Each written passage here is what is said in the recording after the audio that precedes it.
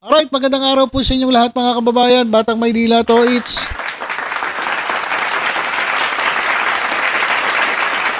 pong abogado ni Rodrigo Duterte dyan po sa The Hague. At etong si Harry Roque ay nag-aaway. Ayan mga kababayan, sabi ni Kaufman, etong si Roque ay dapat tumigil na sa pakikialam dito sa kaso ni Duterte at bumalik na lang sa Pilipinas para ayusin yung kanyang mga problema. Pakialamero kasi ito si Harry Roque. So sabi ni Kaufman, kaysa makialam ka dito sa kaso ni Duterte na wala ka namang ano ba ang party mo, wala ka namang parte. So instead of interfering in his case, umuwi ka na lang ng Pilipinas at ayusin mo yung problema mo doon. Ayan ang sabi ng abogado ni Duterte. So pinapalayas na ng Netherlands. Itinatakwil na, isinusuka na ng kampo ni Duterte etong si Harry Roque. At sabi naman ni Harry Roque, ito, sabi niya, my support to the Duterte legal defense continues. There is no truth that I have interfered in the case. Of that, I have given statements that might affect the defense legal strategy in the ICC. Kasi itong si Harry Roque parang mas marunong pa kay Kaufman eh. Nagagalit ito si Kaufman. Bakit ka ba nakikialam? Unang-una, kung ikaw gustong abogado ng mga Duterte, hindi dapat kinuha ka na. Sobra kang papansin dyan sa mga Duterte, pero hindi ka kinukuha. So, ibig sabihin, walang tiwala sa'yo ang mga Duterte. Kaya sabi ni Kaufman, lumayas ka na lang dito sa the Netherlands at bumalik ka ng Pilipinas. Ano sabi ng ilan nating mga kababayan dito? Yung pinagsisiksikan mo yung sarili mo sa kanila, pero isinusuka ka na? Kawawa naman, umuwi ka na lang kasi. Sabi ng boses dun sa hinulugan mo ng barya. Kasi, alala ko tuloy yan. Pero kasi dun sa isang lugar doon, hindi ko alam kung saan para may imbornal, mga kababayan, na maghuhulog ka ng coins, tapos may maririnig ka dun sa ilalim. Paghulog mo ng coin, may maririnig ka sa ilalim. Siguro yung tunog ng coin, kung paano kasi malalim So parang may echo-echo yon. Paghulog ni Harry Roque, paghulog niya ng coin, sabing ganun, umuwi ka na sa Pilipinas. Umuwi ka na sa Pilipinas, Harry Roque. So yun yung sinasabi ng ating kababayan. Umuwi ka na lang kasi.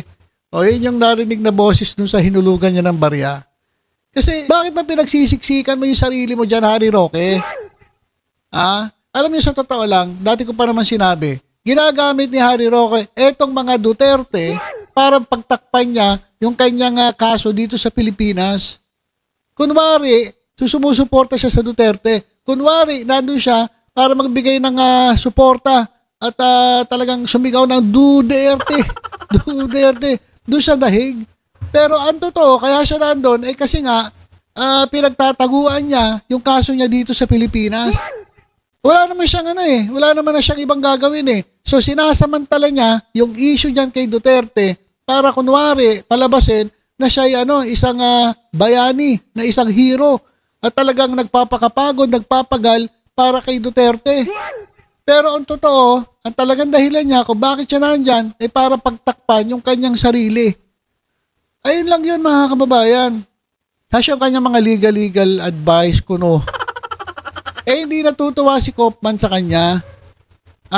Alam mo, Harry Roque, ginugulo mo kami. Parang gano'n ang sinasabi ni Kaufman. Naguguluhan kami. Meron kaming gusto gawin, minsan dinadakdak mo, sinasabi mo. Na-spoil tuloy yung mga diskarte nila. Sabi ni Kaufman kay Harry Roque, lumayas ka na lang dito sa the Netherlands, hindi ka na nakakatulong. Siguro mag-rally-rally ka. Pero wag ka nang kung ano-ano, advice ka na naman dyan sa kaso ni Duterte. Hindi naman kailangan Kasi noon pa man, hindi ka naman gusto ng mga Duterte. Kasi kung gusto ka ni Sara Duterte, di sana kasali ka dyan sa line-up ng mga abogado. Kaso hindi nga Hanggang ano ka lang, dyan pwede ka magsisigaw, pwede ka. Pero pagdating sa legal, na mga bagay, iyaan mo ang legal team ni Sara Duterte. Huwag ka nang magdadakdak. Ano pa dito ang sinasabi? Kung wala naman siya talagang ginawang mali, bakit kasi nagtatago? At ayaw niyang harapin ang mga kaso niya. Flight can be presented as evidence of consciousness of guilt. Totoo naman yun kaya nga siya nandiyan nagtatago Bakit siya nagtatago? Kasi guilty. Kasi kung wala siyang kasalanan, naharapin niya yan. Abogado siya, alam naman niya Kaya nga nagtatago Diba? Flight is admission of guilt. Ayun na yun mga kababayan. Ang kasamaan ay laging may katapusan. Ayaw talaga patalo ni Mother. Kung inatupag niya kaso niya, baka tapos na yan. Bakit kasi kaso ng iba, ang pilit niyang pinagkakaabalahan. Tama. Kasi may kaso mo, may kaso ka Ba't nakikialam ka sa kaso ni Duterte? Di ba? Pinagpipilitan niya sarili niya, Prof. Yun nga sinabi ko. Wala namang hindi naman yun ang pinakadahilan niya kaya siya nandyan. Kaya siya nandyan kasi nga, pinagtatakpan niya. Ginagamit niya ang issue ni Duterte para pagtakpan yung kanyang katarantaduhan. Yun lang po, mga kababayan. Yun lang po. Ito. Mayroon na naman siyang pinagsasabi. Pati ba naman itong si Hanilet Abansenya na hindi raw pinapapasok dyan sa dahig na nagdadadakdak na naman. Meron na naman siya statement. Unang-una, hindi naman siya spokesperson ng mga Duterte. Spokesperson ka pa rin ba ng mga Duterte? Bakit ka nagsasalita para sa mga Duterte? Hindi ka naman ata authorized. Diba? So mahilig lang talaga makialam itong si Harry Roque. Eto po, nagsasalita na naman siya. Unang-una, hindi naman siya designated spokesperson ng mga Duterte o ni Hanilet Abansenya. So, ewan ko kung anong pinagagawa nito ni Harry Roque. Pinagtatabuyan na siya, isinusuka na siya, pero pinipilit niya pa rin ang sarili niya. O, tingnan nyo, yung sinasabi na ito tungkol kay Hanilet Abansenya. Noong araw ng Biyernes, Lunes, Martes, at sa tingin ko hindi rin matutuloy ang bisita ngayong araw ng Miyerkules. Wala pa pong dahilan na ibinibigay kung bakit hindi natuloy ang kanyang pagbisita. Bagamat naaabala po si Ma'am Hanilet Abansenya bilang isang nurse dahil isang linggo na nga po na walang bisita si Tatay Dico. Bakit po kaya para kay Pangulong Duterte na hindi niya nakikita ng ilang araw na? Ito rin Ito rin mga marites dyan Bakit si Harry Roque tinatanong ninyo? Di naman niya na dinesignate ng mga Duterte para maging spokesperson. So kayong mga marites, tinatanong nyo, kapwa nyo marites. At tuloy, si Harry Roque nagsasalita. Nagagali tuloy yung legal team ng mga Duterte. Kasi nga, mahilig makialam itong si Harry Roque. Tama po, kasi ito lang yung pinakamatagal na panahon na mula nang natitira si Tatay Digong na walang pamilya na nakakabisita kay Tatay Digong. Ang inaasahan ng lahat ng pamilya ay humingi sila ng 4 na araw kada linggo para mabisita si Tatay Digong dahil nais nilang malaman ang kalagayan ni Tatay Digong at ganoon din ang sambayan ng Pilipino kaya naman nag-uulat sila matapos ang kanilang pagbisita. So ito na po yung pinakamatagal na panahon na wala tayong balita sa kalagayan ni Tatay Digong. Opo. So ano po yung planong gawin? Ano pong planong gawin ni Miss Hanilet o ng pamilya na bakit po nagkaganon na hindi siya pwedeng makabisita? Nakikipag-ugnayan na po sila sa kanilang abogado at inaasahan natin na magkakaroon ng kasagutan ng hukuman sa lalong mabilis na panahon. Tingnan nyo, yung mga sagot ni Harry Roque, base rin sa chismis. Base rin doon sa nakikita niya. Pero hindi naman siya kinukonsulta ng mga Duterte. Di ba? Hindi naman siya kinakausap ng mga Duterte tungkol sa mga issue ni Digong Duterte sa loob.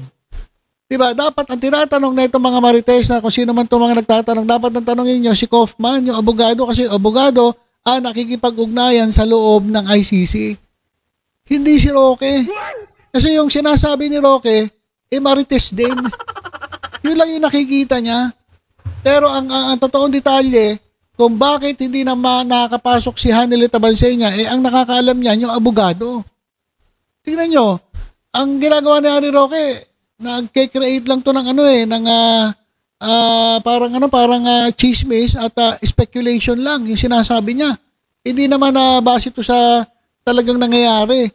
Di ba? Nakita niya lang, nakikipag-ugnayan, pero hindi naman siya parte ng legal team eh. Yung legal team ang nakakaalam kung bakit gano'n. Bakit di nakakapasok si Hanilet?